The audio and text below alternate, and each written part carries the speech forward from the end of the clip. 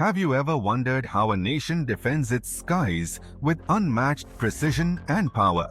The Pakistan Air Force, established in 1947, has been at the forefront of aerial warfare. This elite branch of the armed forces plays a crucial role in regional conflicts and counter-terrorism efforts. A diverse fleet of aircraft equips the PAF, ensuring air dominance across challenging terrains. Among its most notable fighters is the JF-17 Thunder, co-developed with China, delivering exceptional performance. Not to be overlooked, the formidable F-16 Fighting Falcon, a US-made marvel, enhances their capabilities.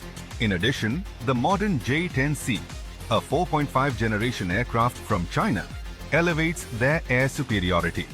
The PAF also operates the Mirage 35P and F-7PG interceptors, essential for rapid response operations. With transport aircraft like the C-130 Hercules and advanced surveillance systems, they cover all bases. Continuously modernizing, the Pakistan Air Force solidifies its position as a dominant aerial power in the region.